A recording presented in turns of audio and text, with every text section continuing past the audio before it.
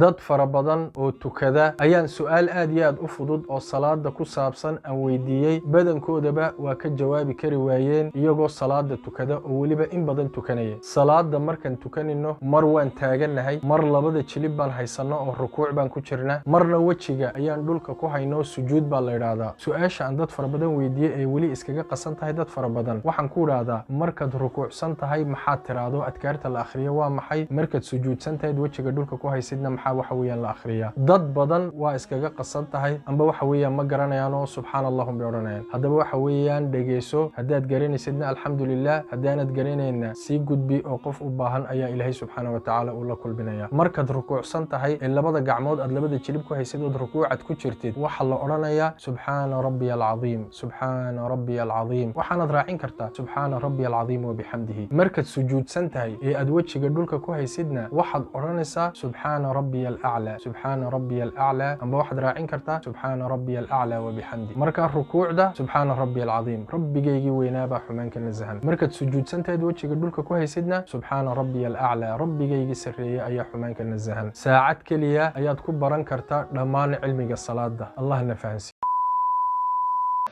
haddii aan caado leeyahay moobaylka ama telefoonkan gacanta qur-aanka ma ka akhriyi karaa haddii iskriimka uu saaran yahay halkaa shaashadda uu ku soo saaran yahay qur-aanku misxafkunbuu la mid yahay markaa qaadistiisa iyo akhrintiisa midna sax maaha markaad caado leedahay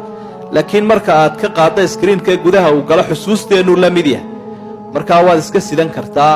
waxaana fiican ruuxa dumarka intaanay daahir noqonin ee ay caadada leedahay inay ka warwareegto kitaabka qaadidiisa iyo akhrintiisa sida culimada islaamku ay u badan yihiin wallahu aclam